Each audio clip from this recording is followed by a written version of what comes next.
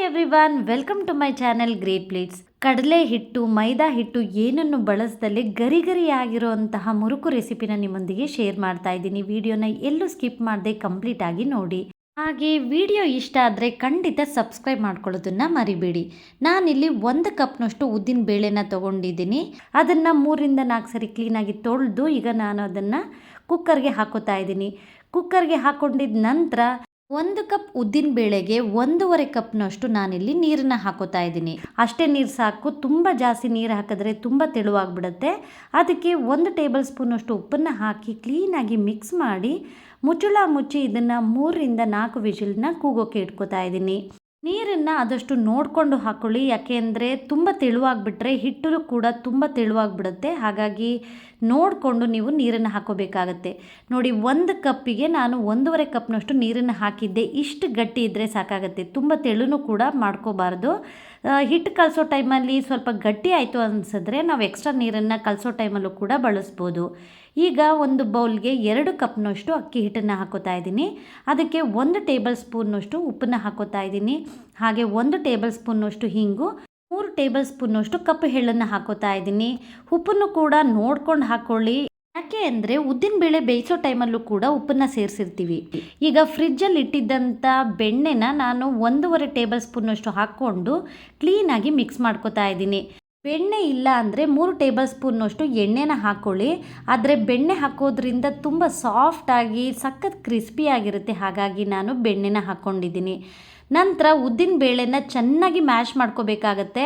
ಒಂದು ಕಾಳು ಕೂಡ ಸಿಕ್ಕಬಾರ್ದು, ಯಾಕೆ ಅಂದರೆ ನಾವು ಮೋಲ್ಡ್ಗೆ ಹಾಕಿ ಅದನ್ನು ಅಮ್ಕೋ ಟೈಮಲ್ಲಿ ಒಂದು ಕಾಳು ಸಿಕ್ಕಿದ್ರೂ ಕೂಡ ಕಟ್ಟಾಗೋ ಚಾನ್ಸಸ್ ಇರುತ್ತೆ. ಹಾಗಾಗಿ ಒಂದು ಕಾಳು ಸಿಗದೇ ಇರೋ ರೀತಿಲಿ ಕ್ಲೀನಾಗಿ ಮ್ಯಾಶ್ ಮಾಡಿಕೊಂಡು ಅಕ್ಕಿ ಹಿಟ್ಟಿಗೆ ಹಾಕ್ಕೊಂಡು ಕ್ಲೀನಾಗಿ ಮೊದಲು ಮ್ಯಾಶ್ ಆಗಿರುವಂತಹ ಉದ್ದಿನ ಬೇಳೆಯಿಂದನೇ ಚೆನ್ನಾಗಿ ಮಿಕ್ಸ್ ಮಾಡ್ಕೊಳ್ಳಿ. ಚೆನ್ನಾಗಿ ಮಿಕ್ಸ್ ಮಾಡ್ಕೊಂಡಿದ ನಂತರ ಈಗ ಗಟ್ಟಿ ಆಗಿದೆಯಲ್ಲ, ಹಾಗಾಗಿ ನಾನು ಸ್ವಲ್ಪ ನೀರನ್ನು ಹಾಕ್ಕೊಂಡು ಮಿಕ್ಸ್ ಮಾಡ್ಕೋತಾ ಇದ್ದೀನಿ. ಜಾಸ್ತಿ ನೀರನ್ನು ಕೂಡ ಒಂದೇ ಸಾರಿ ಹಾಕೋಕೆ ಹೋಗ್ಬಿಡಿ, ನೋಡಿಕೊಂಡು ನೀರನ್ನು ಹಾಕಿ ಚಪಾತಿ ಹಿಟ್ಟಿನ ಹದಕ್ಕೆ ಕಲಿಸ್ಕೊಂಡ್ರೆ ಸಾಕಾಗುತ್ತೆ. ತುಂಬ ಸಾಫ್ಟು ಬೇಡ, ತುಂಬ ಹಾರ್ಡ್ ಆಗು ಬೇಡ, ಮೀಡಿಯಮ್ ಆಗಿ ನೀವು ಕಲಿಸ್ಕೊಂಡು ಇಟ್ಕೋಬೇಕಾಗತ್ತೆ. ಅದನ್ನು ಮುಚ್ಚಳ ಮುಚ್ಚಿ ಮೋಲ್ಡ್ನೆಲ್ಲ ರೆಡಿ ಮಾಡ್ಕೊಳ್ಳೋ ತನಕ ಮುಚ್ಚಳ ಮುಚ್ಚಿ ಇಲ್ಲಿ ಇಟ್ಕೊಂಡಿದ್ದೀನಿ. ಮಾಡುವಂತಹ ಬಿಲ್ಲೆಗಳು ಕೂಡ ತುಂಬ ವೆರೈಟೀಸ್ ಇರುತ್ತೆ. ಕೆಲವೊಂದು 3 ತೂತಗಳಿರುತ್ತೆ, ಕೆಲವೊಂದು 4 ತೂತಗಳಿರುತ್ತೆ. ಹೀಗೆ ಒಂದೊಂದು ರೀತಿಲಿರುತ್ತೆ. ಇಲ್ಲಿ ನಾನು ತೊಗೊಂಡಿರೋದು ಒಂದು 7-8 ತೂತಗಳಿರ್ಬೋದು. ಅದಕ್ಕೆ ಈಗ ಎಲ್ಲ ಕ್ಲೀನಾಗಿ ಫಿಕ್ಸ್ ಮಾಡಿಕೊಂಡು ಒಳಗೆ ಸ್ವಲ್ಪ ಎಣ್ಣೆನೂ ಕೂಡ ಸರ್ವಿ ಇಟ್ಕೊಂಡಿದ್ದೀನಿ. ಮೋಲ್ಡ್ಗೆ ಹಿಟ್ಟನ್ನು ಹಾಕೋಗಿಂತ ಮುಂಚೆ ಚೆನ್ನಾಗಿ ನಾದ್ಕೊಂಡು ಒಂದ್ಸಾರಿ ಈ ಮೋಲ್ಡಿಗೆ ಹಾಕ್ಕೊಂಡ್ರೆ ಎಲ್ಲೂ ಕೂಡ ಕಟ್ಟಾಗಲ್ಲ. ಪ್ರೆಸ್ ಮಾಡಿ ಮೋಲ್ಡ್ಗೆ ಹಿಟ್ಟನ್ನು ತುಂಬ್ಕೊಳ್ಳಿ. ಎಲ್ಲೂ ಕೂಡ ವ್ಯಾಕ್ಯೂಮ್ ಇಲ್ಲದೆ ಇರೋ ರೀತಿಲಿ ಚೆನ್ನಾಗಿ ಪ್ರೆಸ್ ಮಾಡಿ ತುಂಬಿಕೊಂಡ್ರೆ ಎಲ್ಲೂ ಕೂಡ ಕಟ್ಟಾಗಲ್ಲ, ನೀಟಾಗಿ ಬರುತ್ತೆ. ಈಗ ಒಂದು ಬಟರ್ ಪೇಪರ್ ಮೇಲೆ ಪ್ರೆಸ್ ಮಾಡ್ಕೋತಾ ಇದ್ದೀನಿ. ನಿಮ್ಮ ಹತ್ರ ಬಟರ್ ಪೇಪರ್ ಇಲ್ಲ ಅಂದರೆ ಒಂದು ಪ್ಲೇಟಿಗೆ ಎಣ್ಣೆನ ಸವರ್ಕೊಂಡು ಈ ರೀತಿ ಪ್ರೆಸ್ ಮಾಡ್ಕೊಳ್ಳಿ.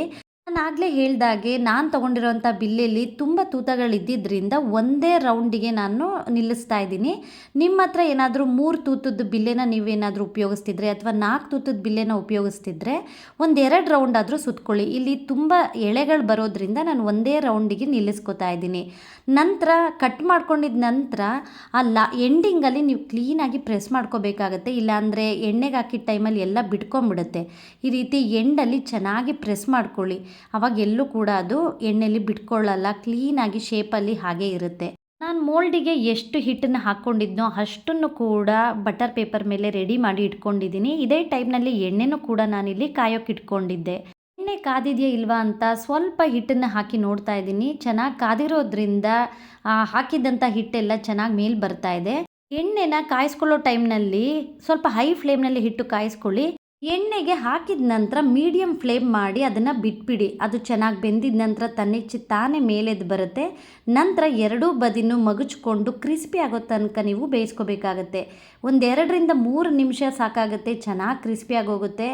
ಯಾವುದೇ ಕಾರಣಕ್ಕೂ ಇದು ಫೇಲ್ ಆಗೋಕ್ಕೆ ಚಾನ್ಸೇ ಇಲ್ಲ. ತುಂಬ ಪರ್ಫೆಕ್ಟಾಗಿ ಬರೋವಂತಹ ರೆಸಿಪಿ. ಈ ರೀತಿ ಚೆನ್ನಾಗಿ ಬೆಂದಿದ ನಂತರ ಗುಳ್ಳೆಗಳು ಕೂಡ ಕಡಿಮೆ ಆಗುತ್ತೆ. ನಂತರ ಇದನ್ನು ತೆಗೆದಿಟ್ಕೊಂಡ್ರೆ ರುಚಿಕರವಾಗಿರುವಂತಹ ಸಖತ್ ಕ್ರಿಸ್ಪಿ ಆಗಿರುವಂತಹ ಮುರುಕು ರೆಡಿಯಾಗುತ್ತೆ. ಎಲ್ಲೂ ಕೂಡ ಫೇಲ್ ಆಗೋಕ್ಕೆ ಚಾನ್ಸೇ ಇಲ್ಲ. ನಾನು ಆಗಲೇ ಹೇಳಿದಾಗೆ ನೀವು ಕೂಡ ಒಮ್ಮೆ ಟ್ರೈ ಮಾಡಿ. ಟ್ರೈ ಮಾಡಿದ ನಂತರ ಹೇಗೆ ಬಂತು ಅಂತ ಕಮೆಂಟ್ನಲ್ಲಿ ತಿಳಿಸಿ. ಕಡಲೆ ಹಿಟ್ಟಿಂದ ಮಿಕ್ಸ್ಚರ್ನ ಆಗಾಗ್ಗೆ ಮಾಡ್ತಾನೆ ಇರ್ತೀವಿ, ಬಟ್ ಇದು ಕೂಡ ಒಂಥರ ಡಿಫ್ರೆಂಟ್ ಆಗಿರುವಂತಹ ರೆಸಿಪಿ. ತುಂಬ ಟೇಸ್ಟಿಯಾಗಿರುತ್ತೆ ಮತ್ತು 100% ಕ್ರಿಸ್ಪಿಯಾಗಿರುತ್ತೆ. ಒಮ್ಮೆ ಟ್ರೈ ಮಾಡಿ. ಹಾಗೆ ಈ ಒಂದು ವಿಡಿಯೋ ನಿಮ್ಮೆಲ್ಲರಿಗೂ ಇಷ್ಟ ಆದರೆ ಖಂಡಿತವಾಗ್ಲೂ ನನ್ನ ಚಾನಲ್ನ ಸಬ್ಸ್ಕ್ರೈಬ್ ಮಾಡ್ಕೊಳ್ಳಿ. ನೆಕ್ಸ್ಟ್ ರೆಸಿಪಿಯೊಂದಿಗೆ ನಿಮ್ಮನ್ನು ಭೇಟಿಯಾಗ್ತೀನಿ. ಅಲ್ಲಿವರೆಗೂ thank you for watching my video.